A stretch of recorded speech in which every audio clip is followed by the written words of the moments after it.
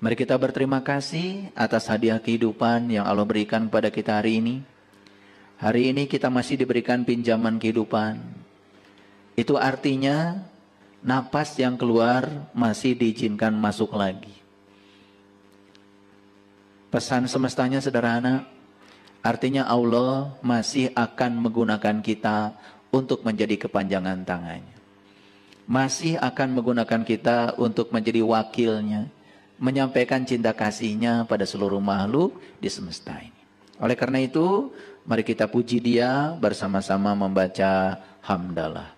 Alhamdulillahi Rabbil Alamin. Mari kita awali kajian ini bersama-sama memohon ridho dan berkahnya, sekaligus memohon kecerdasan agar benih yang akan ditanamkan Allah pada kita di tempat ini hari ini bisa tumbuh subur di tempat yang tepat, sehingga ilmu ini menjadi ilmu yang bermanfaat, menjadi syafaat, menjadi penolong bagi kita semua. Buat apa banyak ilmu kalau ilmu itu hanya akan menjadi hijab antara kita dengan Allah? Buat apa banyak ilmu kalau ilmu itu hanya membuat kita jadi sombong, malah merendahkan pihak lain karena merasa diri kita sebagai orang yang berilmu. Semoga ilmu ini membawa kita pada kerendahan hati, menjadikan kita orang-orang yang selalu menebarkan rahmat bagi semesta. Oleh karena itu mari kita sapa asma Allah dengan kelembutan dan cinta, seraya membaca basmalah. Bismillahirrahmanirrahim. Kesulitan itu ada apa tidak ada?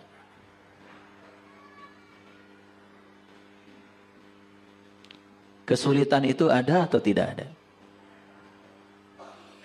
Bisa ada, bisa tidak ada.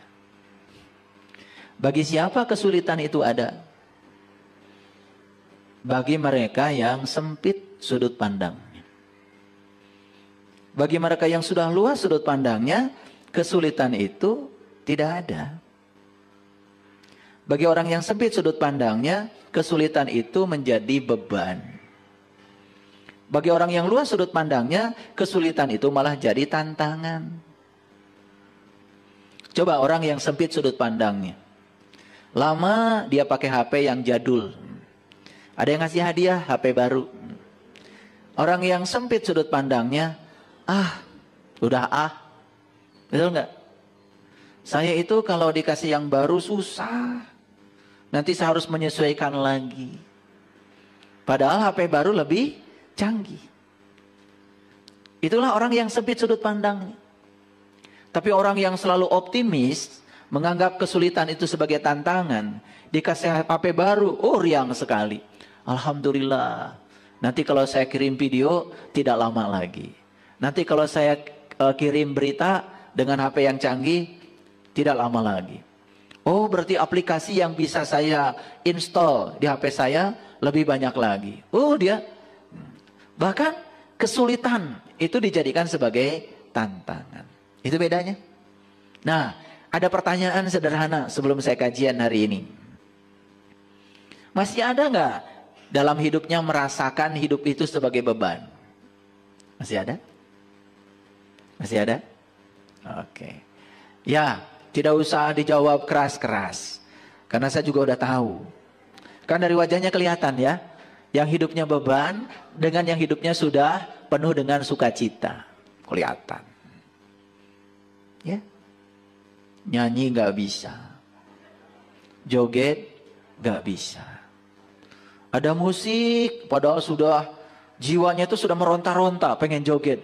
Tahan. Ya. Hidup yang semacam itu ya tidak bisa dinikmati, tidak bisa dirayakan. Hidup terlalu serius. Akibatnya cepat tua.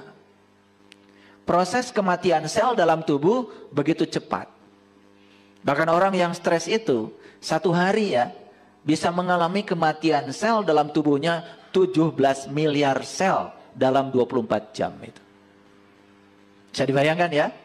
Kalau sel-selnya mati, berarti tubuh ini secara perlahan sudah mengalami kematian.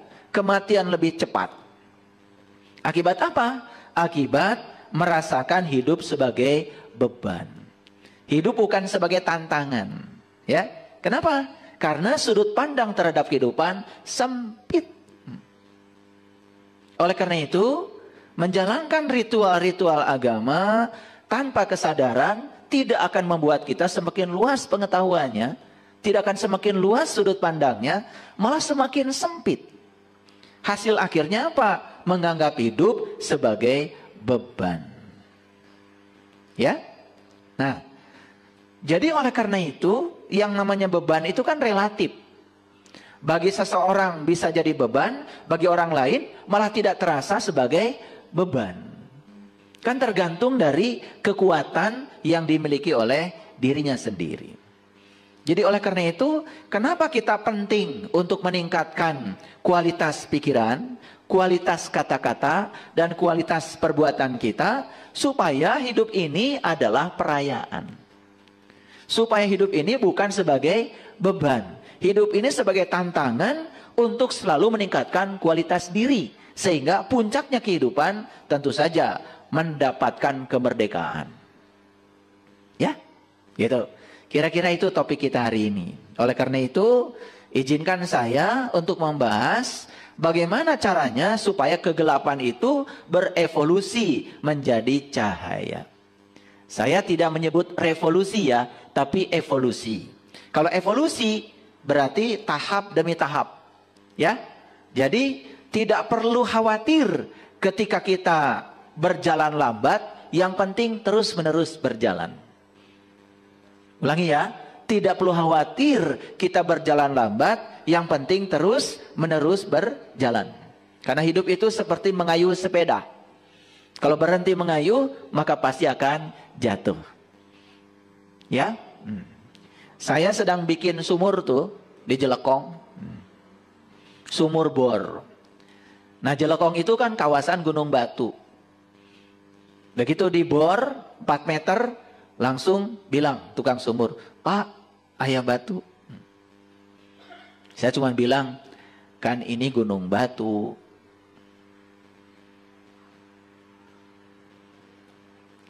Terus saya bilang, "Mau pindah? Apa kalau pindah kamu punya jaminan di tempat baru itu tidak ada batu?" Terang, Pak. Karena tidak tahu, sudah cari alat berapapun harganya, saya beli, nggak apa-apa. Sudah, langsung saja, teruskan saja. Baru 7 meter, ketemu lagi sama saya, "Pak, ada batu lagi." Kan ini gunung batu, nggak apa-apa. Terus 9 meter ada batu, 14 meter ada batu. Belum ketemu air kan? Bayangkan ya, kalau kita ketemu batu berhenti, pindah ke tempat lain. Ketemu batu lagi berhenti, pindah ke tempat lain. Bisa jadi kita menghabiskan banyak uang, umur, betul nggak? Waktu dan air yang dicari tidak ketemu. Sebulan setengah akhirnya bikin sumur, dan sekarang air bening dari sumur itu sudah keluar. Sorak semuanya. Pada kedalaman 40 meter. Padahal di kedalaman 37 meter belum ketemu air, hampir saja nih tukang sumur berhenti. Nah, kita itu sering berhenti di saat kesuksesan hampir datang menjelang, karena kita tidak punya sudut pandang yang luas. Berbeda sedikit dengan pasangan, bukan diteruskan, malah berpikir cari yang baru. Sama seperti bikin sumur, wal angges-angges. Gak akan beres-beres. Nah, ketika kita meninggalkan ya semua perjuangan kita yang lalu karena ada hambatan, apa yang terjadi? Kita tidak dapat apa-apa. Bayangkan ya, kalau si tukang sumur itu berhenti pada kedalaman 37 meter, padahal 3 meter lagi dia akan mendapatkan air. Kan dia juga tidak dapat bayaran dari saya. Betul nggak? Itulah gambaran kehidupan kita. Kita itu sering sekali berhenti di titik di mana yang kita cari hampir ketemu. Kadang-kadang kita sering berubah dengan apa kata orang tentang diri kita. Baru saja orang bilang ini itu, langsung sudah mundur, mengkerut. Kapan Kapan kita akan menjadi seorang pemberani kalau kita tidak berhadapan dengan situasi yang menakutkan? Karena keberanian itu hanya akan muncul kalau kita bisa melewati situasi yang menakutkan. Yang penakut selamanya akan penakut. Makanya saya sering mengatakan, hanya orang yang berani tersesat yang tidak akan tersesat dalam hidup ini. Coba yang takut tersesat, kan gak kemana-mana. Diam saja di kamar, betul gak? Merasa paling benar. Lalu tidak mau mendengar pengetahuan baru dari orang lain. Ya tersesat selamanya. Coba kalau keluar dari kamar. Gak apa-apa tersesat. Kan bisa nanya orang. Betul gak? Yang penting keluar dari kamar. Tersesat itu hanya terjadi apabila kita keluar dari kamar. Betul gak? Kalau diam di kamar kan tidak pernah mengatakan kita tersesat. Tapi selamanya tersesat. Hanya yang berani tersesat yang tidak akan pernah tersesat. Itulah pentingnya keberanian. Ya, oke. Saya tahu ya, nggak usah ditanya. Jadi, yang disebut dengan makanan, hati-hati. Bagi golongan darah A, makanan tertentu bisa jadi nutrisi. Bagi golongan darah B, makanan tertentu bisa jadi racun. Contohlah yang sederhana, susu. Bagus kan? Ternyata menurut riset, susu bagi golongan darah A, itu bisa jadi racun. Kecuali difermentasi dulu, baru jadi nutrisi. Tapi bagi golongan darah O, susu diminum langsung, ternyata itu jadi nutrisi. Jadi tidak semua hal yang sama akan memberikan efek yang sama pada setiap orang. Karena setiap orang itu unik. Ya, tapi saya kasih pesan. Untuk yang sudah berkesadaran, kalau ada orang yang berkeluh kesah, curhat, jangan buru-buru dikatakan, Allah kamu yang gitu aja dicurhatkan. Jangan. Saya lebih besar dari itu, malah kamu yang curhat pada orang itu. Betul nggak? Kan sebetulnya ketika kita bicara begitu, kita jadi berbalik curhat.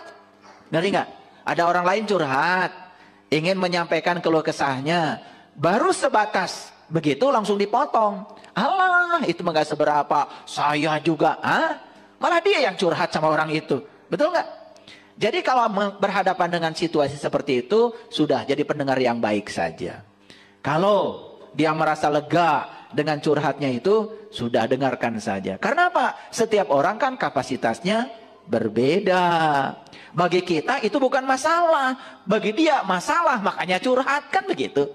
Itu yang namanya kebijaksanaan. Makanya jangan suka motong pembicaraan orang. Itulah kita harus selalu waspada, luas pengetahuan, bijaksana dalam bersikap, supaya kita menjadi sumber cinta bagi semua orang. Sehingga orang itu nyaman bertemu kita. Paham ya? Oke. Nah, bagi mereka yang apa saja menjadi beban, bukan menjadi tantangan, kan sebetulnya ya cuma dua solusinya. Saya kasih solusinya dua. Ini yang masih beban hidupnya cuma dua. Satu, miliki keyakinan. Keyakinan apa? Keyakinan bahwa segala sesuatu dalam hidup ini pasti berubah. Betul nggak? Makanya kan di Quran dikatakan, Inna fi khalqis samawati wal ard wa ikhtilafil laili wan nahar la ayati liulil albab. Sesungguhnya dalam penciptaan langit dan bumi dan silih bergantinya siang dan malam terdapat pelajaran bagi ulil albab. Awas ya. Pelajaran bagi ulil albab. Makanya kalau ingin menangkap pelajaran dari penciptaan langit dan bumi dan silih bergantinya siang dan malam, buru-buru jadi ulil albab sekarang. Tahu ulil albab? Ulil albab itu kata Allah, orang yang bisa mengingat Allah dalam keadaan berdiri, duduk, dan berbaring. Berarti ulil albab itu adalah orang yang sudah tahu dan kenal kepada Allah. Bagaimana caranya supaya kita tahu dan kenal kepada Allah? Kenali dirimu. Karena kata Nabi, siapa yang kenal dirinya, maka dia akan kenal pada Tuhannya. Jadi sebetulnya selalu apapun masalah kita, apapun penderitaan kita dalam hidup, sumber utamanya adalah karena kita tidak kenal jati diri kita sendiri. Itu masalahnya. Tapi itu diabaikan oleh kita. Ya. Jadi yang pertama, untuk mengubah agar kegelapan menjadi cahaya agar beban itu menjadi tantangan, maka kunci yang pertama adalah miliki keyakinan. Keyakinan apa? Keyakinan bahwa dalam hidup ini tidak ada yang abadi. Siang itu tidak abadi, akan berganti malam. Malam juga tidak abadi, akan berganti siang. Yang abadi adalah perubahan, yaitu siang dan malam. Kalau pikiran kita sudah mati nih, ya, tidak punya keyakinan itu, seakan-akan kita akan sengsara selamanya, ya sudah. Siapa yang bisa mengubah nasib kita kalau bukan diri kita sendiri? Yuk sekarang miliki keyakinan, ya, miliki keyakinan bahwa hidup tidak selamanya begitu, ya. Tetapi punya keyakinan itu saja tidak cukup. Tentu saja kita harus terus belajar.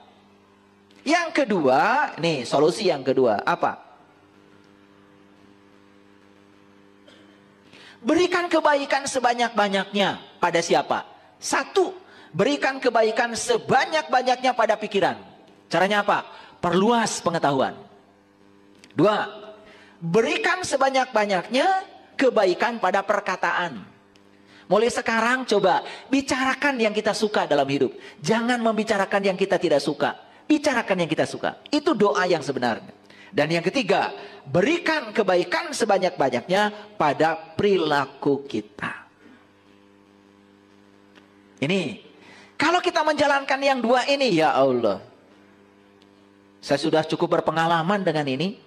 Ya, ternyata kegelapan pun secara perlahan akan berevolusi menjadi cahaya. Kan bagi orang kreatif, betul? Sampah saja bisa menjadi sebuah hiasan yang bagus. Sampah itu kan kegelapan. Ketika dengan kreativitas diubah, ya, secara kreatif menjadi menjadi kerajinan yang menakjubkan. Jadi sebetulnya di semesta ini, ya, tidak ada yang konstan. Tidak ada yang statis, semuanya dinamis. Terserah kita sendiri. Nah, mau menjadikan kesulitan sebagai beban, atau menjadikan kesulitan sebagai tantangan. Itu pilihannya ada pada diri kita. Pilihannya ada pada diri kita. Oke, saya kasih ilustrasi sederhana ya. Kalau saya memasukkan garam 1 sendok pada air 1 gelas, kemudian diaduk, apa yang terjadi? Asin. Bisa nggak kita mengambil lagi yang 1 sendok itu dari air 1 gelas itu? Bisa? Susah. Nah, gimana caranya supaya tidak terasa asin? Gimana caranya? Tambah lagi airnya. Tambah lagi airnya. Tambah lagi airnya. Tambah lagi airnya. 1 drum airnya ditambahkan. Masih asin? Apakah yang 1 sendok dari air itu kita keluarkan? Tidak. Yang 1 sendok tetap tinggal dalam air. Tapi sekarang airnya ditambah. Apa yang terjadi? Karena ditambah airnya, yang 1 sendok tidak terasa asin lagi. Seperti itu beban hidup bagi orang. Maaf ya, ekonomi susah, badan sakit-sakitan, ya, rumah tangga banyak konflik, dengan orang lain juga banyak konflik, negatif semua hidupnya. Persis seperti garam 1 sendok, nggak bisa dikeluarkan, nggak bisa, karena itu karmamu, itu datamu, nggak bisa dikeluarkan. Yang bisa dilakukan adalah tambah air, tambah air, tambah air. Jadi yang bisa dilakukan adalah menambah kebaikan. Tambah kebaikan pada pikiranmu. Ngaji kesadaran. Kayak gini. Ya. Jadi sesekali ngaji itu ngaji kesadaran. Ya. Saya tidak merendahkan yang ngaji ngapalin ini, ngapalin itu, baca ini sekian kali, nanti utang lunas. Ya terserah itu kalau percaya. Betul nggak? Malah terlalu banyak baca itu bukan nggak lunas, bukan utang lunas. Malah yang terjadi utang tambah banyak, kan nggak kerja. Betul nggak? Kan aneh, betul nggak? Baca ya rojak 1 juta kali, ya tambah nggak kerja. Malam nggak tidur, besok mau kerja pusing, kelayangan, betul nggak? Memangnya duit itu punya kaki, Kan nggak punya. Uang itu harus dijemput dengan tangan kita. Betul nggak? Kalau ingin banyak uang, satu, jemput uang itu karena nggak punya kaki. Yang kedua, belajar berbagi, belajar memberi. Uang akan datang. Karena rezeki itu seperti ayam. Kalau ayam dikejar, mau ditangkap, susah. Tapi kalau kita menabur beras, ayam datang. Kayak gitu. Jadi kalau kita kesulitan selama ini, satu, tanya dirimu. Jangan-jangan itu rezeki yang Allah titipkan padamu hanya untuk dirimu sendiri. Lupa berbagi kepada orang lain. Bahkan untuk diri sendiri saja, pelitnya auzubillah. Hidup kayak gitu, nggak bisa dinikmati. Jangan dikira loh, orang yang mengumpulkan rezeki itu dikira bahagia. Tidak. Ya. Bahkan rezeki banyak bagi orang yang sempit sudut pandangnya malah jadi neraka. Tapi rezeki banyak bagi orang yang luas sudut pandangnya jadi surga. Coba, dulu sebelum punya apa-apa, kan biasa. Setelah punya apa-apa, bikin benteng rumah tinggi-tinggi. Kan takut. Betul nggak? Kenapa takut? Takut dirampok, takut diambil orang. Karena dia tidak pernah berbagi. Kalau kita berbagi kepada orang lain, semua orang di sekitar kita akan menjaga kita.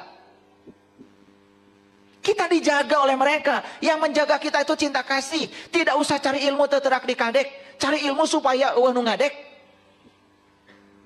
Itu yang namanya ilmu sakti itu. Jadi kesaktian itu adalah kebaikan kita. Karena kebaikan yang akan menjaga kita. Gak usah pakai pengawal. Gak usah pakai ngiung-ngiung. Gak usah. Gak usah. Semua orang di semesta ini sama pentingnya kok. Sama pentingnya. Jangan merendahkan orang. Jangan karena kita jabatannya tinggi merasa lebih penting dari orang lain. Gak ada pejabat kalau gak ada rakyat. Pagi-pagi semua orang juga sama ingin ke kantor. Sama pentingnya. Yang ke pasar sama pentingnya walaupun jualan. Bahkan bagi saya, orang yang tidak baik pun dibutuhkan oleh semesta ini. Betul gak? Bagaimana kita bisa menjadi orang baik kalau tidak ada mereka? Bukankah kelihatan kita sebagai orang baik ketika kita bisa baik pada mereka? Kalau merekanya tidak ada, kita pun tidak bisa menguji seberapa baik kita. Betul apa tidak? Maka terima semua orang itu apa adanya. Jangan merasa diri lebih penting dari orang lain. Allah itu tidak akan melihat jabatan kita. Allah tidak akan melihat status sosial kita. Allah hanya akan melihat cinta kasih kita. Allah hanya akan melihat seberapa besar cinta kasih kita. Allah juga tidak akan melihat seberapa tinggi Anda sekolah. Allah tidak akan melihat seberapa banyak pengetahuan yang Anda miliki. Tapi yang akan dilihat oleh Allah cuma satu. Seberapa besar cinta kasihmu pada semua orang, pada semua makhluk. Kenapa kita selama ini tumpul cinta kasih kita? Karena kita kehilangan empati. Kenapa kita tidak punya empati? Karena kita tidak pernah melibatkan emosi kita kepada orang lain. Sesekali coba belajar untuk menjadi seperti orang lain. Ketika orang lain mengeluh kepada kita, tempatkan diri kita sebagai dia. Ketika orang lain susah, tempatkan sekali-kali kita menjadi dia. Asah empati kita. Asah empati kita. Itu yang akan kemudian membuat derajat kita semakin tinggi.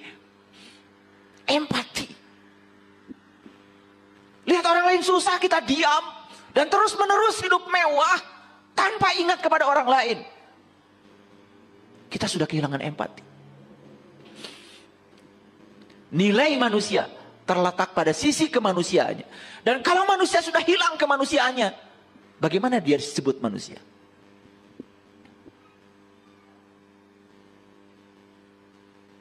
Bahkan berani merendahkan orang lain. Berani menghina orang lain. Mencaci maki orang lain. Ya Allah. HP ini hadirin. Terlalu sering digunakan untuk menghujat. Rusak HP-nya. Kalau nggak jatuh. Jadi kalau lihat HP nggak mulus. Itu jangan-jangan HP-nya terlalu banyak dipakai untuk menebarkan energi negatif itu. Ini hukum alam. Makanya kalau lihat orang perilakunya seperti apa. Lihat aja sekarang HP-nya. Bonyok-bonyok HP-nya, itu pasti ada masalah. Saya ngomong, benar loh serius ini. Karena saya mengamati. Apapun barang, kalau dijaga dengan cinta kasih, dia tidak akan rusak. Sama seperti tubuh kita. Kalau dijaga dengan cinta kasih, kasih makanan yang layak buat tubuh ini, kasih nutrisi yang bagus buat tubuh ini, kasih pikiran yang bagus buat pikiran ini, tubuh ini tidak akan sakit. Dia akan melayani kita. Jadi kalau tubuh sakit, berarti tubuh ini terlalu sering dipakai untuk melakukan sesuatu yang di luar kesenangan sang pemilik tubuh ini. Paham ya? Paham? Oke. Jadi terserah kita. Apakah kesulitan itu menjadi beban? Apakah kesulitan itu akan menjadi tantangan? Semua terserah kita. Makanya disitulah kita harus menambahkan. Apa tadi? Menambahkan kebaikan. Makanya cuma dua solusinya. Satu, miliki keyakinan bahwa segala sesuatu pasti berubah. Dua, miliki semangat untuk menambah kebaikan. Pada apa? Satu, pada pikiran. Dua, pada kata-kata. Tiga, pada perbuatan. Tambahkan sekarang kebaikan. Percaya deh sama saya. Sebesar apapun beban itu akan hilang dengan sendirinya. Sebesar apapun beban itu akan hilang dengan sendirinya. Dan ketika kita sudah tidak merasa terbebani, berlaku hukum alam semesta, like attracts like. Yang serupa akan menarik yang serupa. Nih, jualan kok kusut terus, ya? Modal ditipu terus. Sederhana sebetulnya, karena kitanya masih kusut. Masih kusut, ya. Masih memandang kehidupan sebagai beban, bukan kehidupan sebagai tantangan. Clear sampai sini? Nah, kira-kira itulah judul kita hari ini. Kita akan belajar mengubah kegelapan menjadi cahaya. Kita evolusikan kegelapan menjadi cahaya. Kita evolusikan beban menjadi tantangan. Dengan apa? Tambahkan pada kita kebaikan. Satu, tambahkan kebaikan pada pikiran, banyak belajar. Dua, tambahkan kebaikan pada kata-kata, jaga mulut kita. Tiga, tambahkan kebaikan pada perilaku kita. Tambahkan. Sederhana kok, sederhana. Mau nambahkan kebaikan? Ya, sederhana. Sangat sederhana. Begitu pergi ke apotek, saya pernah menyaksikan seseorang lagi ngitung duitnya 2.000-an. Dia lihat resep, ngitung lagi duit. Dia resep, ngitung lagi duit. Saya bilang sama istri saya, kayaknya dia lagi bingung. Dah, ambil resepnya. Ambil resepnya. Mohon maaf ibu, boleh nggak resepnya dipinjam? Dah, sampaikan. Keluarlah tuh, sekian harus bayar. Bayar. Begitu mau pulang, obatnya sudah diterima. Jangan nanggung kalau nolong orang. Kasih ongkos. Nangis tuh meluk saya, meluk istri saya. Dia tidak menyangka akan ada kejadian seperti itu. Coba, bisa nggak merasakan kebahagiaan saya saat itu?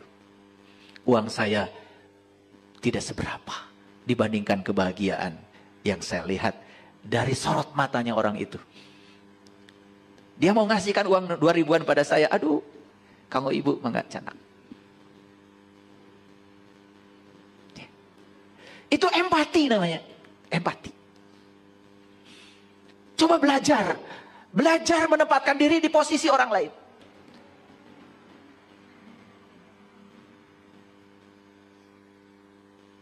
Itu hadir.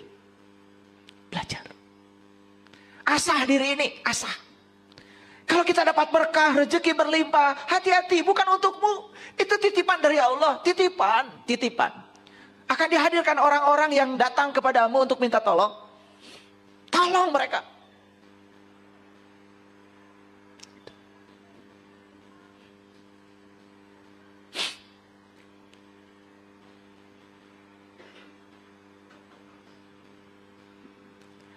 Jadi semua manusia itu sesungguhnya mewarisi benih cahaya. Namun benih itu ada yang jatuh di pinggir jalan, ada yang jatuh di bebatuan, ada yang jatuh di semak belukar, ada juga yang jatuh di tanah yang subur. Jadi kita ini sebetulnya datang ke semesta ini dikasih benih, diwarisi benih, namanya benih cinta kasih. Semua kita ini dikasih benih cahaya. Kenapa? Ketika Allah sudah selesai menciptakan tubuh ini, yang Allah tiupkan ke dalam diri kita adalah ruhku, bagian dari dirinya, yang maha welas, maha asih, maha gagah, maha luas, maha lembut, melekat di situ. Jadi semua kita tentu mewarisi benih itu. Siapapun, tanpa kecuali, bangsa manapun, suku manapun, Allah maha adil. Semua kita adalah hambanya Allah. Kalau kita mau menghambakan diri kepada Allah, siapapun itu, gak peduli, ya, turunan siapa, gak peduli. Kalau kita mau memuliakan diri kita, kita akan dimuliakan oleh Allah. Yuk, sekarang tanya, benih itu oleh kita ditanam di mana? Jangan-jangan benih itu ditanam oleh kita di pinggir jalan, kesapu sama mobil, hancur berantakan benih itu. Atau benih itu oleh kita ditanam di bebatuan, akarnya tidak menghunjam ke bawah, tidak tumbuh menjadi tanaman yang subur. Atau benih itu ditanam oleh kita di semak belukar. Apa yang terjadi? Benihnya tidak tumbuh, semak belukar yang tumbuh mati. Karena apa? Tertimbun oleh pertumbuhan semak belukar. Hadirin, kalau benih itu kita tanam di tanah yang subur, kita tempatkan di tanah yang subur, dia akan menjadi benih yang istimewa. Dia akan menghasilkan buah.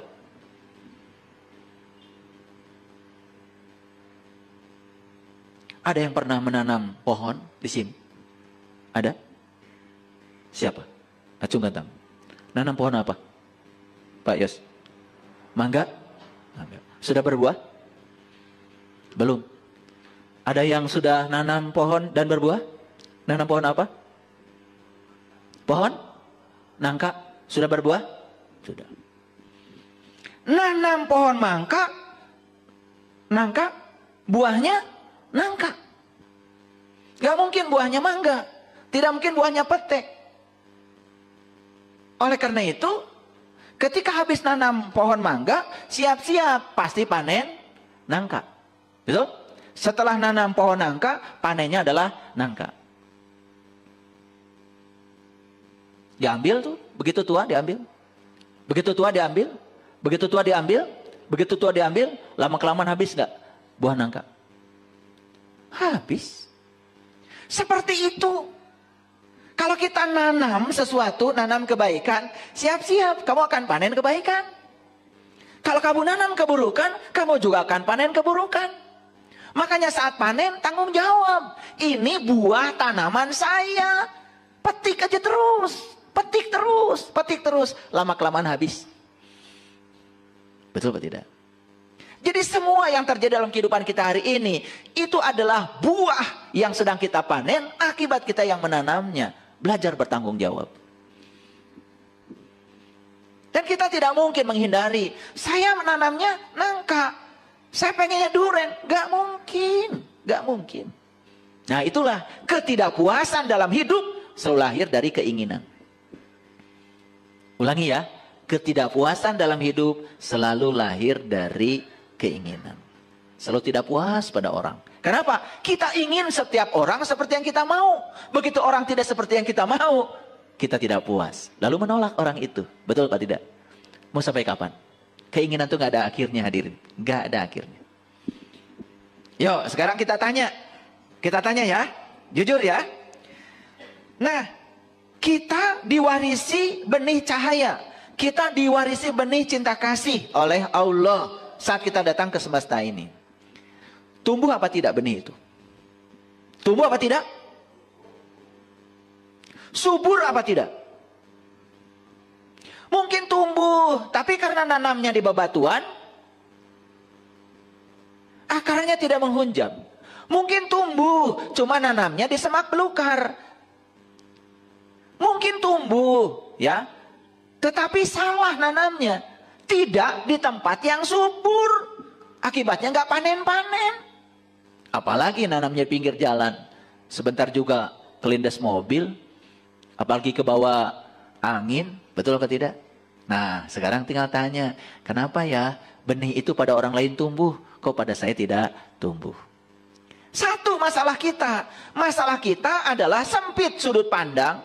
Kata-katanya selalu negatif, perbuatannya pun selalu negatif. Itu doa kita. Ya. Paham sampai sini? Oke, kalau paham lanjutkan ya. A'udzubillahi minasyaitonirrajim. Bismillahirrahmanirrahim. Ini Quran surat Rum.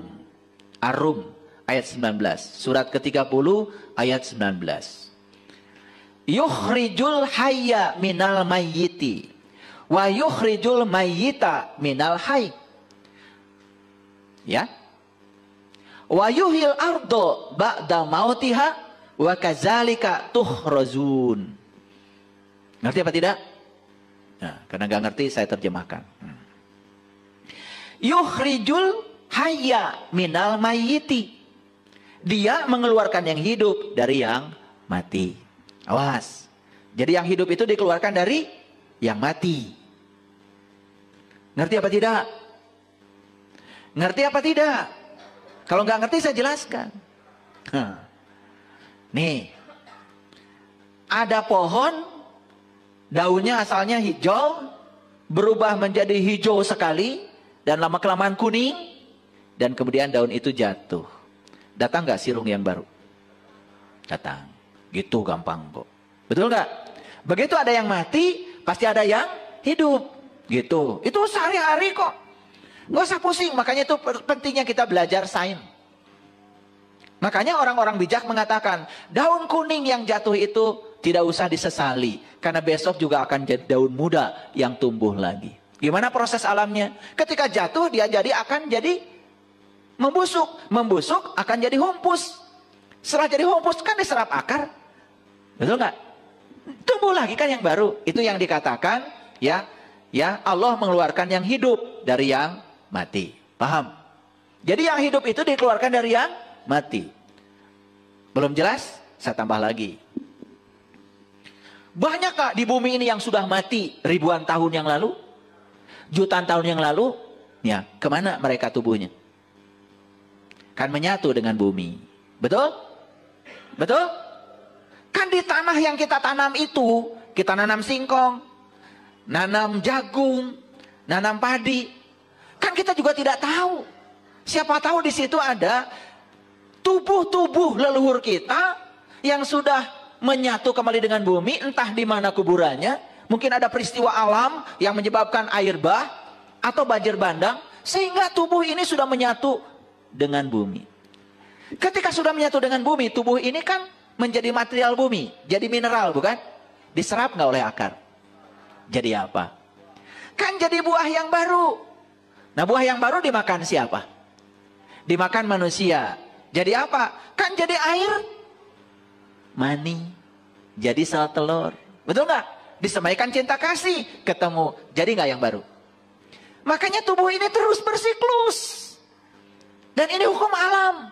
Anda mau yakin, tidak yakin, hukum alam akan berjalan. Tidak bergantung keyakinan Anda. Bahwa siklus kehidupan sudah jelas di mata kita terjadi. Betul? Betul Pak? Coba kita pikirkan lagi. Ya, Bapak Ibu, ya. Semua material yang hidup, yang pernah hidup, kan pasti akan kembali ke bumi.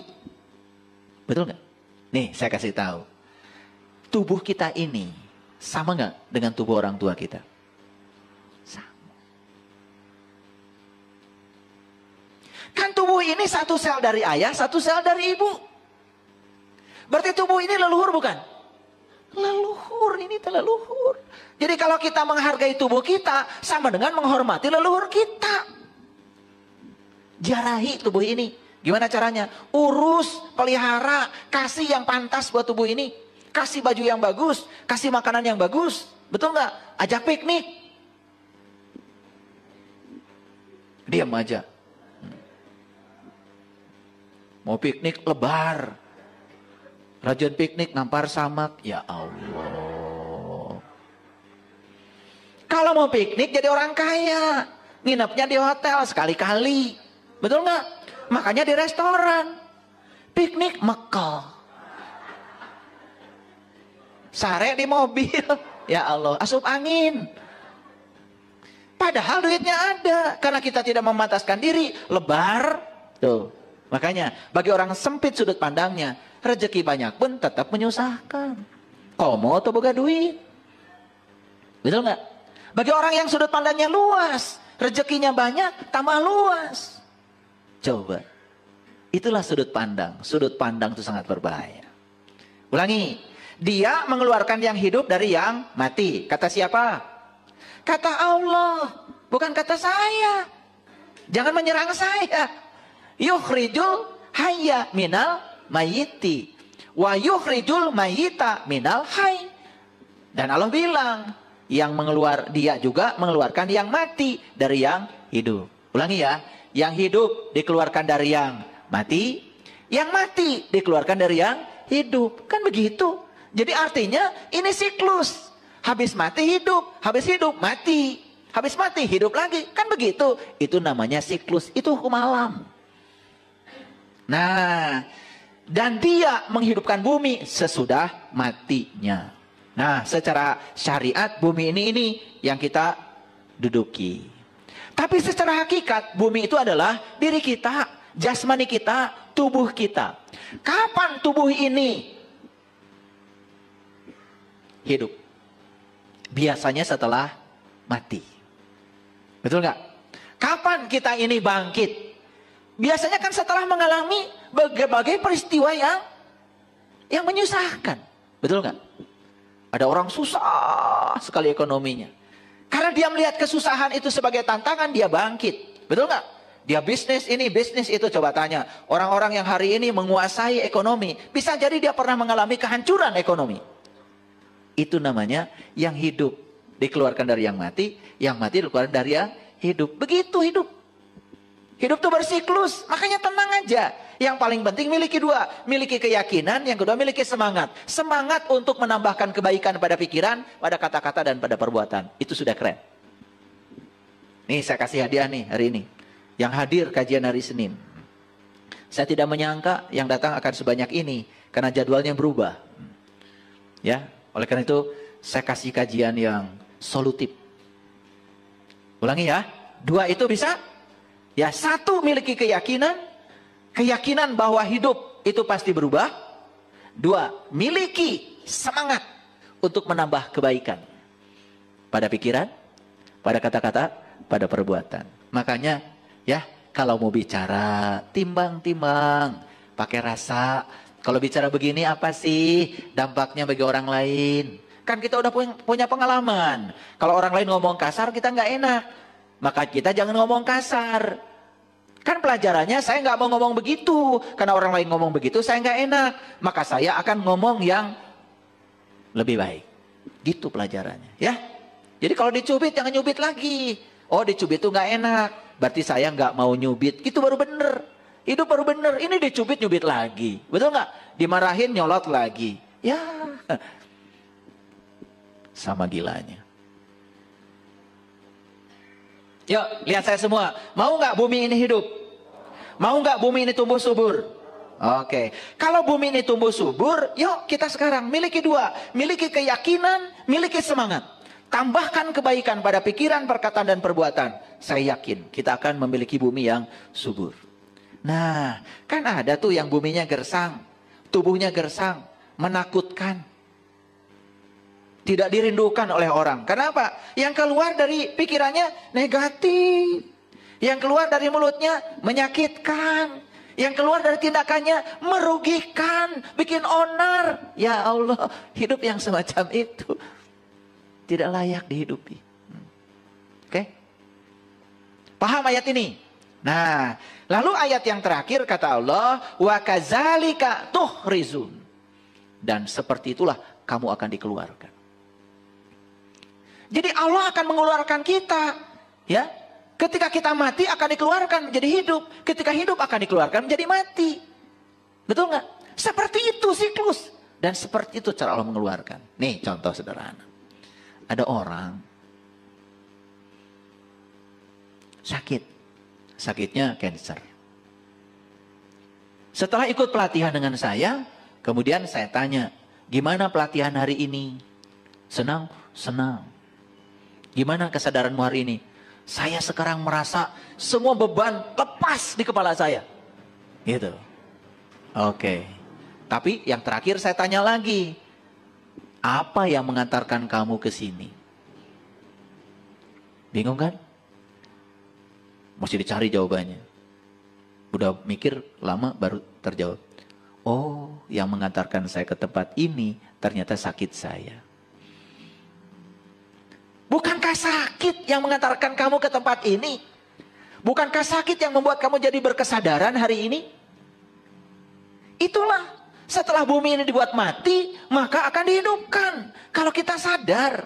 Karena semua kebangkitan selalu berasal dari keterpurukan. Itu yang disebut dengan mengevolusikan kegelapan menjadi cahaya. Paham ya? Oleh karena itu, gak usah risau. Kalau hari ini kita banyak kesulitan. Yang paling penting, jangan dianggap kesulitan sebagai beban. Lihat kesulitan sebagai tantangan. Supaya kita tambah pinter, tambah arif, tambah bijaksana, tambah luas sudut pandangnya. Karena dengan cara itu Allah mendidik kita. Clear sekarang? Yuk sekarang jangan serakah pada yang kita ingin. Jangan menolak yang tidak kita ingin. Dua-duanya bagus bagi kita kalau kita bisa mengolahnya dengan sudut pandang yang tepat. Sampai sini paham? Paham apa tidak? Kalau nggak paham, acungkan tangan boleh. Kalau nggak ngerti, saya ulang. Sampai ngerti. Keluar dari sini, kesadaran kita harus berubah. Stop serakah pada yang diinginkan. Stop menolak yang tidak diinginkan. Terima dua-duanya dengan cara yang sama. Wajah kita akan bersinar. Cantik dari dalam, ganteng dari dalam. Nah, baru kelihatan tuh. Ya. Ngerti ya, itu surat Ar-Rum tadi ya. Catat tuh, Ar-Rum ayat 19. Kalau nggak percaya buka lagi nanti di rumah. Ya. Jadi ternyata yang hidup dikeluarkan dari yang mati. Yang mati dikeluarkan dari yang hidup. Seperti itu. Nah, kita buktikan sekarang. Siapa yang melahirkan kebenaran? Kesalahan bukan? Betul nggak? Betul nggak? Iya, kebenaran itu dihasilkan oleh kesalahan. Lampu ini tidak akan ada kalau Thomas Alva Edison tidak melakukan kesalahan sebanyak 999 kali. Maka dia tidak mengatakan gagal. Saya cuma melakukan metode yang salah. Justru metode yang benar ditemukan setelah melakukan metode yang salah. Makanya jangan suka menyalahkan. Bisa jadi kesalahan yang melahirkan kebenaran. Paham ya? Kesalahan anggap saja kegelapan. Ternyata justru yang menghasilkan cahaya bisa jadilah kegelapan. Pernah dengar nggak? Ada orang jahat, ujung-ujungnya husnul khotimah, jadi santri. Pernah dengar kan? Iya. Dia melewati kegelapan dulu. Lalu karena bosan di kegelapan kan mendapatkan cahaya. Makanya pepatahnya R.A. Kartini itu bukan habis gelap terbitlah terang. Bukan. Terjemahannya keliru. Saya pernah tanya ahli bahasa yang mengerti bahasa Belanda. Ternyata yang benar itu adalah menyusuri kegelapan untuk mendapatkan terang. Menyusuri kegelapan untuk mendapatkan terang. Bukan habis gelap terbitlah terang. Itu terjemahannya menurut yang mengerti bahasa Belanda kurang tepat. Menyusuri kegelapan untuk mendapatkan